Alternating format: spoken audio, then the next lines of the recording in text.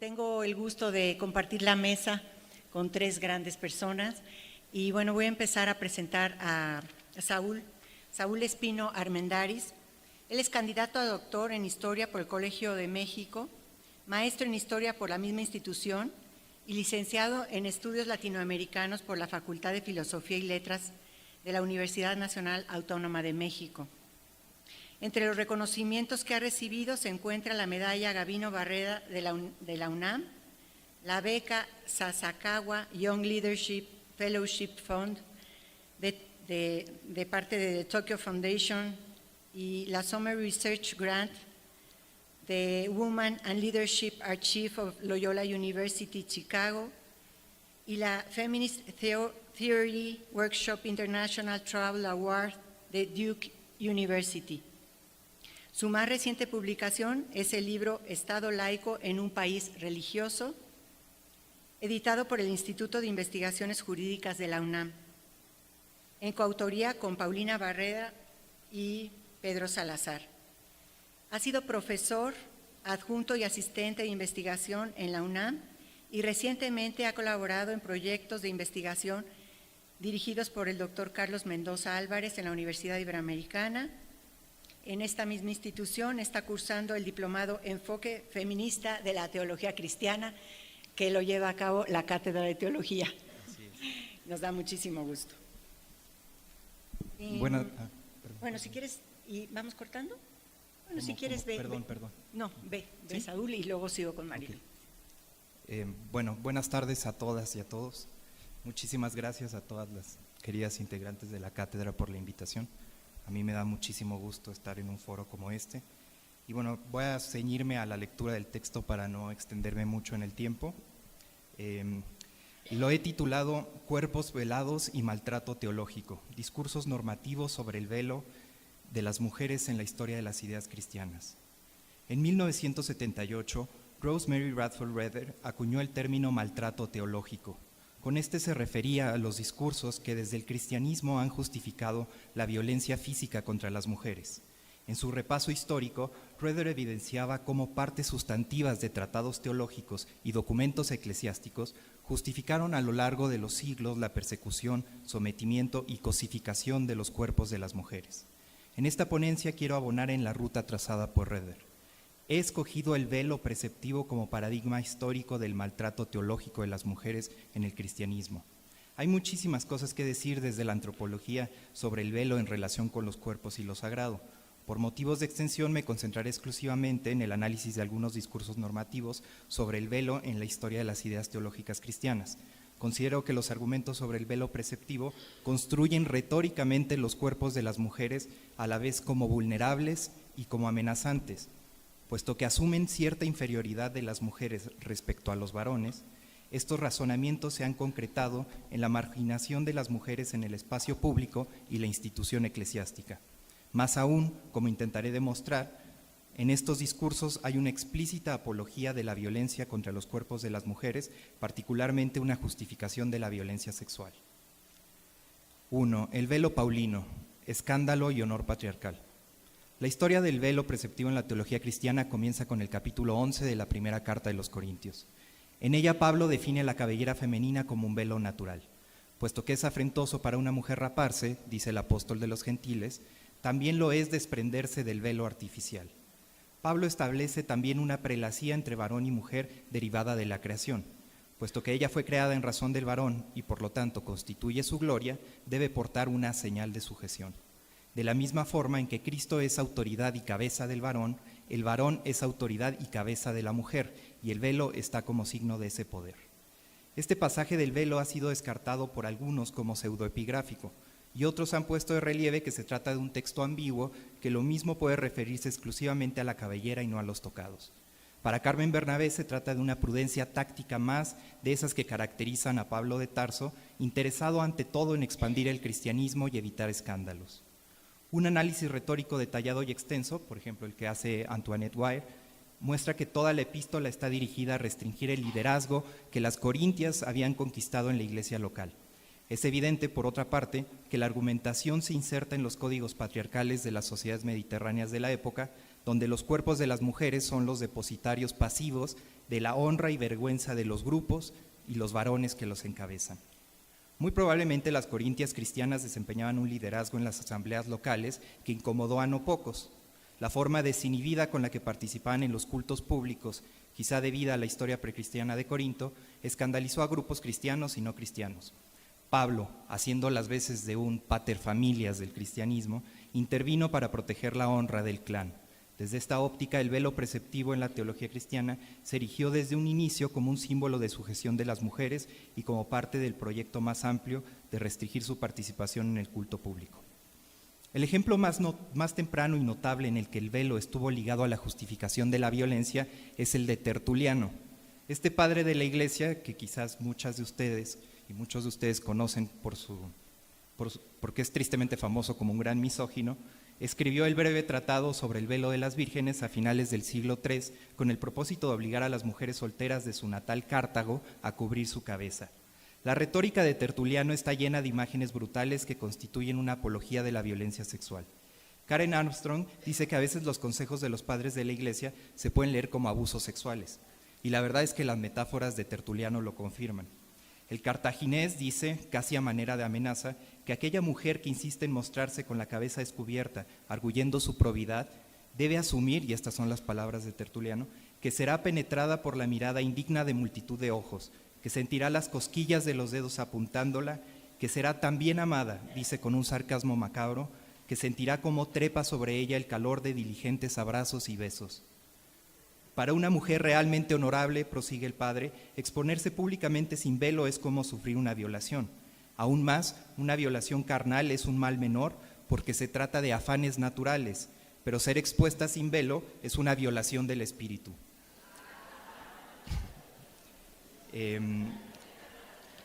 Bueno, por motivos de la cuestión del tiempo me voy a saltar la parte de Tomás de Aquino y de Martín Lutero. Qué pena, ¿no? Por favor.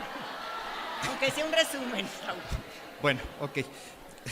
Un milenio después del tratado de Tertuliano, Tomás de Aquino escribió el comentario sobre la primera epístola a los Corintios. En la exposición que hace Tomás sobre el velo, sobresalen los argumentos del orden natural y aquellos que justifican la jerarquía de la institución eclesiástica. Siguiendo Aristóteles, define a la mujer como vir occasionatus, que quiere decir como hombre mal hecho, hombre malogrado, y puesto que los seres inferiores están subordinados a los superiores, la mujer está naturalmente supeditada al varón y el velo debe ser la prenda que simboliza esta sujeción. Me salto esta partecita, pero para Tomás el velo también es una señal específica de sometimiento de las mujeres a la autoridad de los ministros sagrados. Glosando el críptico pasaje paulino que exige el velo por razón de los ángeles, así dice en 1 Corintios, Tomás afirma que se trata de una metáfora para referirse a los sacerdotes, a quienes las mujeres deben mostrar particular reverencia. Las consagradas, por otra parte, están en una posición intermedia entre las seglares y los varones. Si para una seglar perder el cabello, es decir, el velo natural, es deshonrar su condición, las religiosas, dice Tomás de Aquino, son promovidas a la dignidad de los hombres, siendo liberadas de la sujeción y reunidas con Cristo mismo. Tomás aquí reproduce el famoso tópico patrístico de la mulier virilis, es decir, esta mujer virilizada que había logrado trascender las debilidades que se le atribuían a su propio sexo. Aunque las religiosas se cortan el cabello para simbolizar esta emancipación, dice Tomás, siguen portando el velo en señal de penitencia. Como me salto al caso de Antonio de León Pinelo, que es muy interesante. Un siglo después de Martín Lutero, en el mundo hispánico barroco, Antonio de León Pinelo, un jurista nacido en América y establecido en Madrid, publicó el tratado Velos antiguos y modernos en los rostros de las mujeres. Hacia finales del siglo XVI, el uso de velos completos en el espacio público se convirtió en un problema en las ciudades del mundo hispánico, incluida México. La corona optó por prohibir a las tapadas, es decir, los velos de cuerpo completo en plazas y calles para evitar circunstancias indecorosas donde se erosionaban las fronteras estamentales y de clase, pues, como decía la Real Pragmática, o sea, la ley, no conoce el padre a la hija ni el marido a la mujer. Además de estos escándalos sexuales en el espacio público, que incluían de hecho a hombres travestidos, la prohibición de este velo también iba dirigida a acabar con el anonimato que los velos daban a las mujeres, dotándolas de libertad, tiempo y lugar a su voluntad, decía la Real Pragmática. En este contexto, León Pinelo se propuso defender el uso decoroso del velo en la cabeza de las mujeres. Para ello, además de los argumentos tradicionales, incluidos aquellos que asocian a la mujer con lo oscuro o lo que merece clausura, León Pinelo hace una apología de la violencia sexual. Glosando el pasaje veterotestamentario en el que Dina, hija de Jacob, es violada por Siquén, un pasaje del Génesis, León Pinelo dice que todo lo hubiera evitado Dina, o con excusar la entrada en la ciudad, que era lo más acertado, o que ya entró no llevar su hermosura expuesta sin cubrirse con un velo. Para el jurista, no es más de un bulto una mujer cubierta, son palabras de él. Y esa mujer bulto es más honesta y recatada y por lo tanto más presto será apetecida del noble y del rico. Como en el caso de la discusión contemporánea sobre el llamado velo islámico en Europa, el debate de las tapadas y los contraargumentos de León Pinelo evidencian que el velo es un dispositivo de marca sexual en el espacio público para adecuar el cuerpo de las mujeres a la mirada masculina. La lógica patriarcal puede funcionar con la misma eficacia tanto en los discursos de proscripción del velo, es decir, aquellos que lo prohíben, como el caso de la Real Pragmática, como en los de su imposición. Dos lecturas femeninas del velo. Quiero detenerme ahora en dos reflexiones muy disímiles sobre el velo escritas por mujeres en el primer tercio del siglo XX. En primer lugar, el caso de Catherine Bushnell, una médica estadounidense cuyas experiencias misioneras en China la sensibilizaron al problema de las malas traducciones de la Biblia. A través de un ejercicio hermenéutico audaz, Bushnell argumenta que, contrario a la exégesis tradicional, Pablo no estableció la obligatoriedad del velo femenino, sino que de hecho la condenó. La autora evidencia tortuosas traducciones que juegan con la puntuación del texto y con el significado de las palabras en 1 Corintios. El caso más flagrante es el de la palabra exousia, del capítulo 10, pues la versión hegemónica la traduce como sujeción, cuando de hecho significa poder en griego. La traducción correcta del pasaje, a saber, la mujer debe llevar en la cabeza poder, puede dar pie a interpretaciones de hecho liberadoras para la mujer, como lo que intenta Bushnell. En un tono ingenioso que además exhibe lo absurdo de los argumentos del orden natural para justificar el velo, Bushnell apunta a lo que yo creo es el centro del problema hermenéutico en esta cuestión. Dice que si Pablo hubiera escrito lo contrario de lo que escribió, es decir, que el hombre, por ejemplo, es gloria de la mujer y no viceversa, los exégetas varones habrían de sacar las mismas conclusiones que entonces y tendrían a los cuerpos de las mujeres veladas. Un año después de Bushnell, y como para hacer contrapeso, la alemana Gertrude von Lefort publicó el libro La mujer eterna. A través de retruécanos metafísicos que establecen una cadena de identificación entre el velo, lo misterioso, lo religioso y lo femenino, Lefort elabora una antropología ontológica de la mujer en la que el centro es el velo. Para la autora, el velo ya no es solo un símbolo externo de sujeción, sino la propia esencia femenina que representa la pasividad, la entrega y el ser para otros que, según la autora, definen a la mujer. Esta metafísica del velo termina ineludablemente con la condena del cuerpo de las mujeres. Dice von Lefort, quitar el velo a la mujer significa la caída de su misterio y hacer caer a la mujer en el más desgraciado de todos los cultos, esto es, el de su propio cuerpo. Discursos como el de la antropología metafísica femenina de Lefort, que por cierto yo llegué a ellas porque fueron muy famosos aquí en México en los 50s, incluso en medios católicos progresistas como Christus. Pero bueno, estos discursos conformaron el núcleo de lo que era entonces conocido como teología de la mujer, una teología que fue muy criticada por la posterior teología feminista. Y que bueno. 4. El velo en el siglo XX. Por la misma época en que Bushnell y Lefort escribían, la Iglesia Católica promulgó el Código Canónico que estaría vigente hasta 1983, o sea, hace casi nada. En el canon 1262 de ese código se establecía que las mujeres en misa deben tener la cabeza cubierta y estar vestidas modestamente, sobre todo cuando se aproximen al altar. Esto es cita textual. En el contexto de las reformas del Concilio Vaticano II, sin embargo, el uso del velo entre las católicas fue quedando de lado. A pesar de que la Congregación del Culto Divino aclaró a finales de los 60 que respecto al velo femenino la regla no había cambiado, y tuvo que salir el prefecto a aclarar esto, lo cierto es que en el contexto de las reformas conciliares, el velo fue considerado por muchas y muchos como un signo anacrónico. En esto contribuyó no poco la adaptación de la vida religiosa femenina al mundo moderno, derivada del decreto conciliar Perfecte Caritatis. El hábito de las religiosas fue una piedra de toque en estas discusiones. Para algunos prelados se trataba de ridículas complicaciones que debían desaparecer. Para otros, en el polo opuesto, se empeñaron en frenar a las congregaciones femeninas que optaron por secularizar sus atuendos. Está el famoso caso de Los Ángeles en los 60. Nuevamente fueron los varones los que los que impusieron la desaparición o preservación de los hábitos en los cuerpos de las religiosas. Es decir, nuevamente es un grupo de varones, además de los varones célibes que todos conocemos de la curia, decidiendo si los velos desaparecen o quedan en el cuerpo de las mujeres. Algunas consideraciones finales. A través de un breve repaso por distintas etapas de la reflexión teológica cristiana, he tratado aquí de mostrar cómo los discursos sobre el velo preceptivo constituyen parte fundamental del maltrato teológico que se ha infligido sobre las mujeres. Es necesario aclarar que no se trata de condenar o elogiar el velo en sí mismo, sino de evidenciar cómo estos discursos normativos entran de lleno en lo que Elizabeth Gross describe como la tradición del pensamiento misógino que ha justificado convenientemente las posiciones secundarias de las mujeres al contenerlas en cuerpos que son representados como frágiles, imperfectos, ingobernables y poco fiables. No es coincidencia, pues, que la mayoría de los discursos normativos masculinos sobre el velo estén emparentados con apologías en distinto grado de la violencia física y sexual. Y esto está totalmente ligado con el discurso de se lo buscaron, o sea, con esa justificación y apología de la violencia sexual cuando se dice que la mujer por vestirse de una u otra forma se merece en mayor o menor grado la violación sexual que después sufre.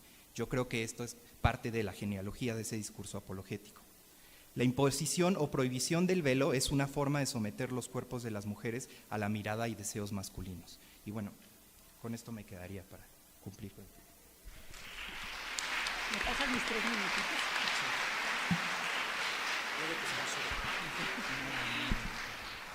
Bueno, pues ahora me toca presentar a la doctora Marilú Rojas Salazar.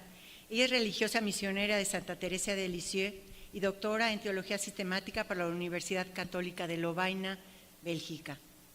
Es miembro de la Asociación de Teólogas Españolas, ATE, y miembro también de la Sociedad Europea de Teólogas, ESWTR. Es teóloga feminista y profesora de asignatura en el posgrado de Teología y Mundo Contemporáneo de la Universidad Iberoamericana, aquí en la Ciudad de México, y es profesora invitada en la Universidad Iberoamericana de Puebla. Ha ejercido como profesora en el Instituto Interreligioso de México, en el Centro de Estudios Teológicos de la Conferencia de Institutos Religiosos de México, CETSIM.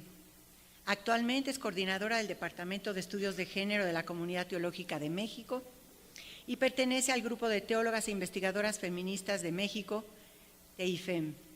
Es asesora del Diplomado Online en Teología Feminista, asesora del Diplomado Presencial en Teología Feminista en Cuernavaca y Toluca, y aquí no está escrito, pero también es profesora del Diplomado que se imparte aquí en la Ibero a través de la Cátedra de Teología Feminista. Es asesora del equipo de coordinadores de mujeres en CEPS y es directora de la revista Sofías, primera revista de reflexión interdisciplinar de teología feminista en México, que se vende allá afuera por si les interesa comprarla. Y aquí tenemos a la doctora Marilú Rojas. Muchas gracias.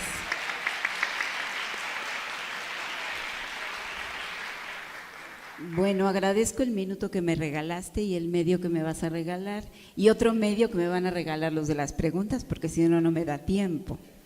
Entonces, 3 ideas: la construcción del cuerpo, la deconstrucción del poder en el cuerpo y finalmente el corpus teológico. Ese es como el orden en el que voy a seguir. La construcción del cuerpo. La construcción del cuerpo de hombres y mujeres y la construcción del poder es distinta en una sociedad solidaria y equitativa que en una sociedad dominadora, desigual y patriarcal. El cuerpo es el eje nuclear de todo lo que pensamos, de todo lo que hacemos, y es el espacio vital. Rian Eisler dice: el cómo vemos nuestro cuerpo, qué hacemos con él y quién tiene el poder para decidir sobre ambos aspectos son temas profundamente políticos. Sexo, poder y amor son las formas como concebimos el mundo a nuestro alrededor. Dentro de lo que entendemos como cuerpo simbólico, los cuerpos de las mujeres son el símbolo del poder social, político, económico y religioso. Por ello es necesario mantenerlos bajo el estricto control masculino en una sociedad dominadora, clasista y patriarcal. El símbolo del poder representado por el cuerpo de la mujer dio paso a una sociedad dominadora. El cuerpo simbólico de la mujer ha sido ajustado a los estereotipos masculinos. Prueba de ello ha sido el ascetismo religioso, la moda y los estándares de belleza. Se trata de ajustar el cuerpo a la sumisión y al dominio, así como al gusto masculino. En la política del cuerpo, el de las mujeres ha sido considerado como objeto de intercambios, marca de territorialidad de los grupos en pugna, y ha servido para declarar las guerras entre los pueblos o para pactar la paz. El cuerpo femenino ha sido considerado propiedad masculina, no así el cuerpo masculino. La erotización del dominio y de la violencia hacia el cuerpo, especialmente de las mujeres, niñas, ancianos, es una estrategia de poder, como bien dice Riane Eisler. Cito el texto. Y esta visión con la cual aún luchamos establece que mujeres y sexo deben ser naturalmente controlados por hombres. Esto a su vez requería una serie de mecanismos diseñados para mantener la jerarquía masculina sobre la femenina. Uno de ellos es la difamación del sexo y de la mujer. Otro es la erotización del dominio y de la violencia, estrategias de un sistema que al nivel más básico se mantiene infligiendo dolor o amenazando con el cuerpo de otros.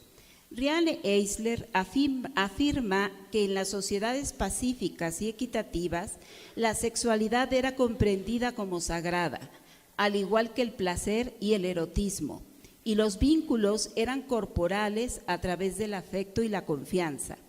En tradiciones culturales que se remontan a los albores de la civilización, la vulva femenina se veneraba como manifestación sagrada del poder sexual, creativo de la mujer.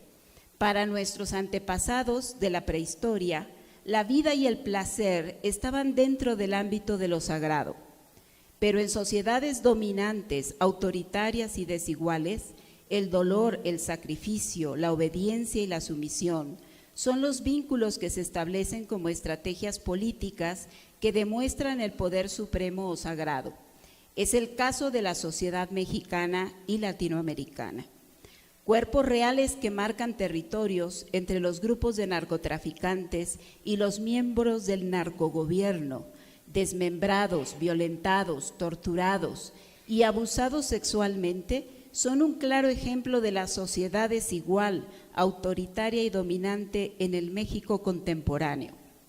Los gobernantes de nuestro país pretenden, al parecer, organizar una sociedad que para mantener una jerarquía de dominio rígido, institucionalice la violencia y el abuso y los vincule con procesos de socialización específica de género.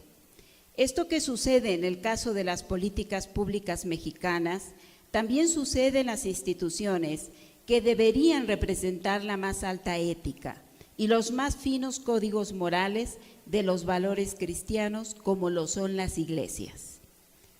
La herencia cristiana como institución social jerárquica y patriarcal establece un extraño y secreto silencio de complicidad ante los cuerpos mutilados de tantas mujeres que aparecen como basura en las calles de la sociedad mexicana.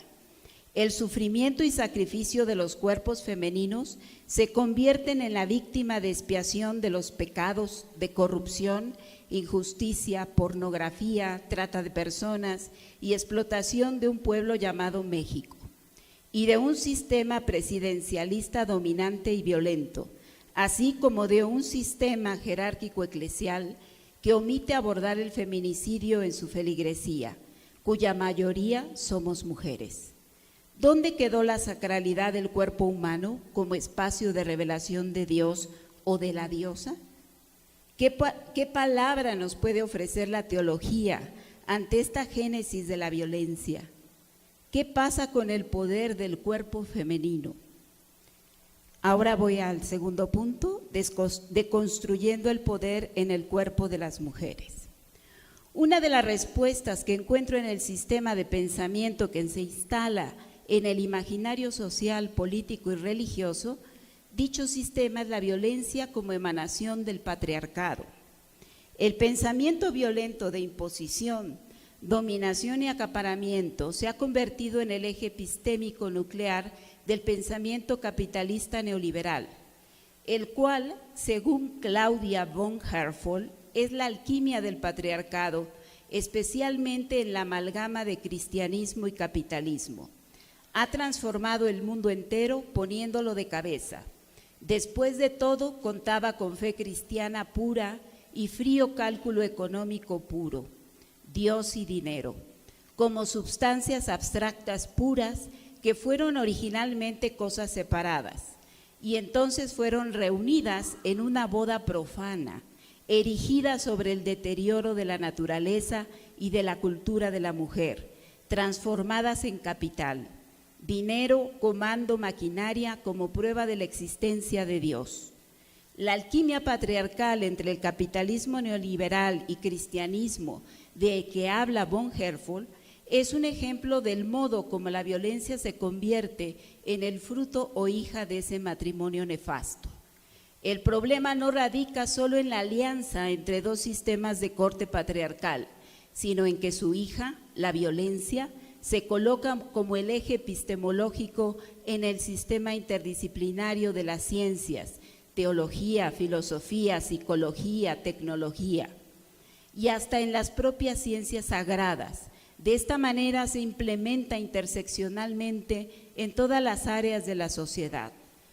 La política entonces se convierte en el método de instalación de la violencia por medio del uso del poder, por lo que resulta absolutamente necesario la deconstrucción del ejercicio del poder desde la propuesta feminista.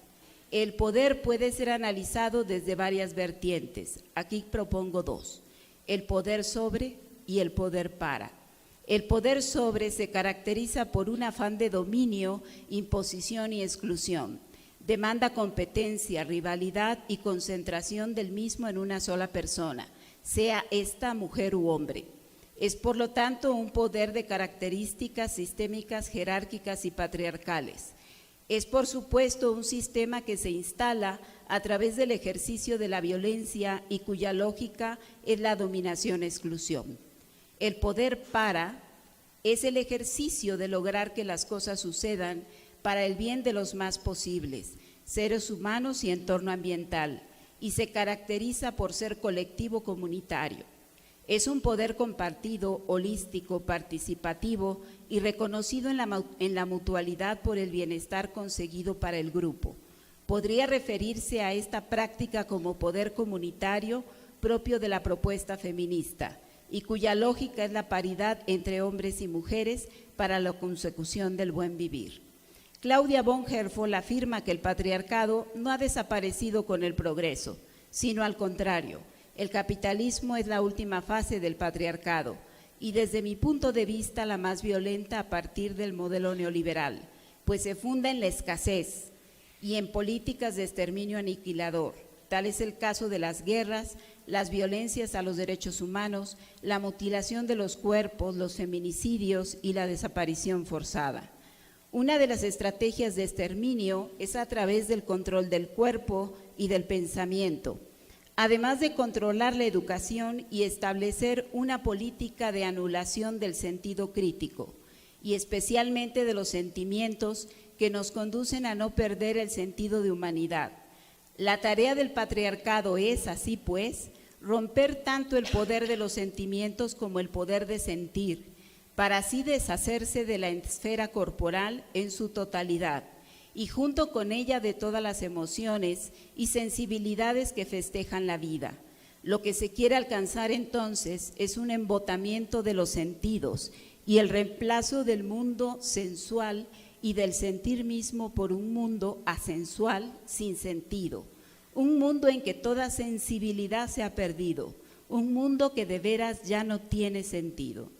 Una epistemología abstracta y sin sentido nos ha generado violencia para negar el derecho a sentipensar y nos ha conducido a la destrucción de los cuerpos, especialmente el de la mujer y el de la tierra.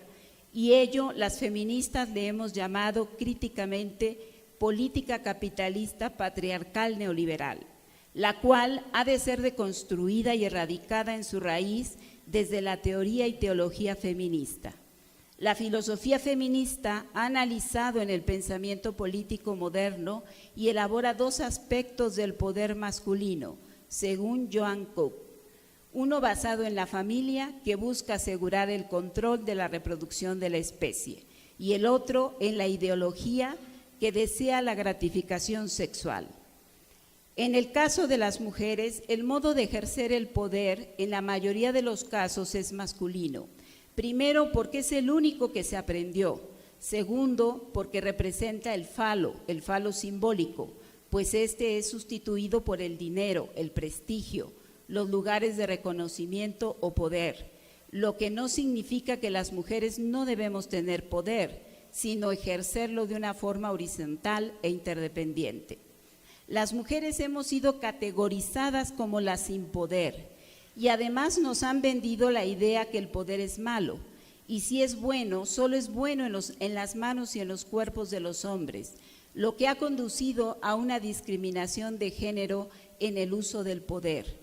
El poder tiene género y en el mundo capitalista neoliberal falocéntrico y falocrático, este solo puede estar en manos de los hombres, pero el poder no puede ser ejercido por todos los hombres, pues es privilegio de los hombres blancos, ricos y heterosexuales. Una característica del poder masculino es la violencia, la arrogancia, la altanería y la prepotencia, así como la concentración del poder en sí mismo, es decir, el éxito radica en no compartirlo. De ninguna manera, y demostrarlo a través de la genitalidad muchas veces promiscua del patriarcado. Es un poder individualista y egocéntrico. El poder que proponemos las feministas es de carácter comunitario, compartido, rotativo y no vitalicio.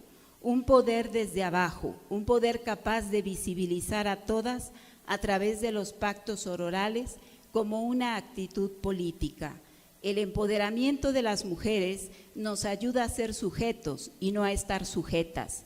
El empoderamiento es un camino efectivo y sólido de las mujeres hacia la salida de los cautiverios y a través de la eliminación de los cautiverios, dice Lagarde, que enajenan a las mujeres como género.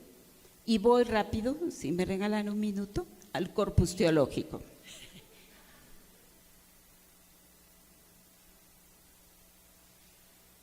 ¿Qué reflexión teológica podemos hacer?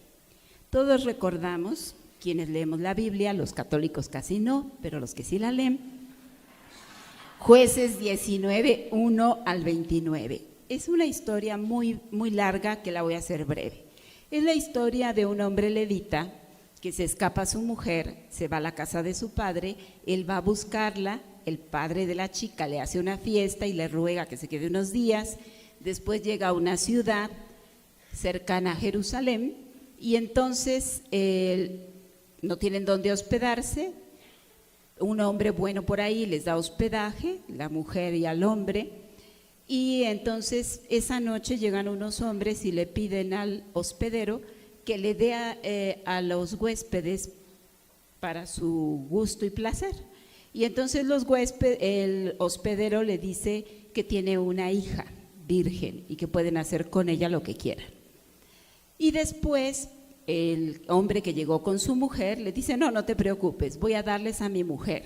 Y entonces el hombre levita le da a su mujer a estos hombres de la ciudad y la violan durante toda la noche. Al día siguiente el hombre sale a la calle donde está su mujer con las manos en el dintel de la puerta y entonces le dice, vámonos. Y la echa sobre el burro. Está la mujer medio muerta, herida, lastimada, violada, y finalmente el asunto termina en que el hombre llega a su casa, la descuartiza y reparte todos los pedazos en las tribus de Israel. Y al final decimos palabra de Dios. Y esto no es para reír, disculpen. ¿Qué reflexión teológica podemos hacer en torno a este acontecimiento contenido en el texto bíblico? Porque es un hombre levita, es un hombre dedicado a lo sagrado, a lo religioso el que comete este acto.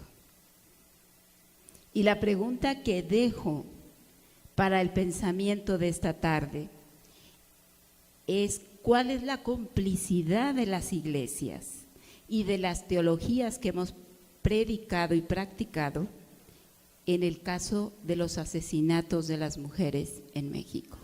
Muchas gracias.